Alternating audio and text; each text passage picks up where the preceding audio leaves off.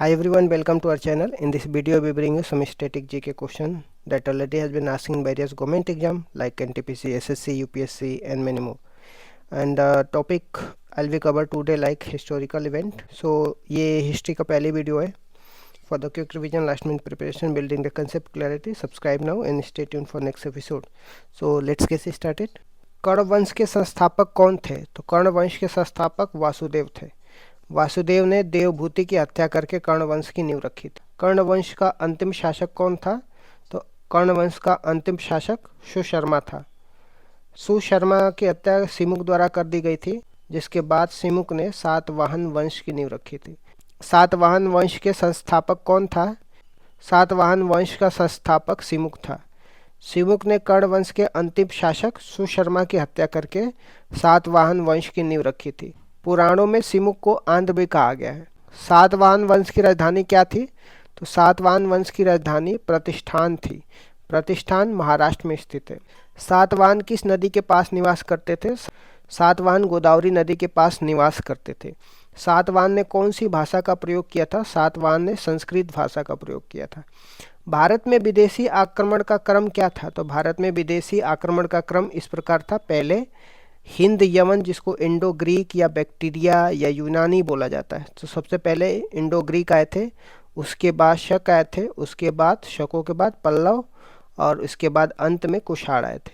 सबसे पहले हिंद यमन, जिसको इंडो ग्रीक बोलते हैं, उसके बाद शक, शक के बाद पल्लव, पल्लव के बाद कुषाण आए थे. भारत में सबसे पहला हिंद यमन आक्रमण किसने किया था? भारत में सबसे पहला हिंद यमन आक्रमण डेमेट्रियस द्वारा किया गया था. हिंद यमन वंश का सबसे शक्तिशाली या प्रसिद्ध शासक कौन था? तो हिंद यमन वंश का सबसे शक्तिशाली प्रसिद्ध शासक मिनाडर था. बौद्ध साहित्यों में मिनाडर को मिलिंद के नाम से जाना जाता है. भारतीयों ने ज्योतिष विद्या किससे सीखी है? भारतीयों ने ज्योतिष विद्या यवनों से सीखी है. नक्षत्र देखकर भविष्य बताने की कला भी इन्हीं से सीखी गई थी. भारत में सिक्के बनाने की कला किससे सीखी गई थी? भारत में सिक्के बनाने की कला हिंद यवनों से सीखी गई थी. भारत में सबसे पहले स्वर्ण मुद्राएं किसने चलाई थी?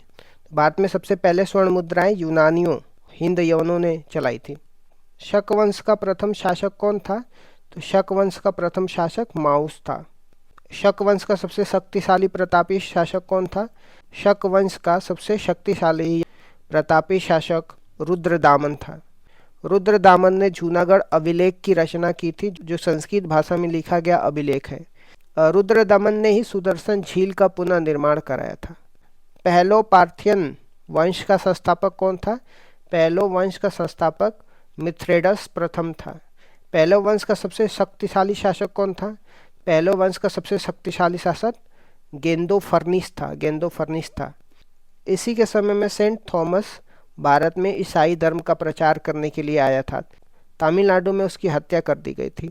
कुषाण वंश का संस्थापक कौन था? कुषाण वंश का संस्थापक कुजुलकटफिसिस था. कुषाण वंश का अंतिम शासक कौन था? कुषाण वंश का अंतिम शासक वासुदेव था. कुषाण वंश का वास्तविक संस्थापक कौन था? तो कुषाण वंश का वास्तविक संस्थापक भीमकटफिसिस था. भीमकटफिसिस ने भारत में तांबे और सोने के सिक्के चलाए थे.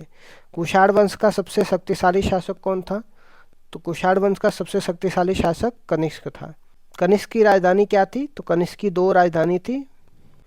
पहली राजधानी पुरुषपुर पेशावर में, दूसरी राजधानी मथुरा में. कनिष्क के दरबार में कौन कौन विद्वान थे? कनिष्क के दरबार में प्रमुख विद्वान वसुमित्र. वसुमित्र की रचना महाविभास सूत्र है. नागार्जुन थे. इन्हें भारत का आइंस्टाइन कहा जाता था. इन्होंने शून्यवाद के प्रतिपादक थे.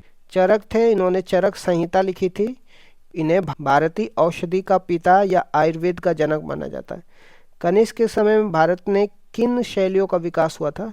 कनिष्क के समय में भारत में गांधार शैली और मथुरा शैली का विकास हुआ था. महात्मा बुद्ध की पहली मूर्ति बनाने का श्रेय मथुरा शैली को जाता है. इस तरीके से मैंने कुछ इंपॉर्टेंट क्वेश्चन डिस्कस कर दिया. Thank you so much guys. Keep loving, keep supporting. Bye bye, see you.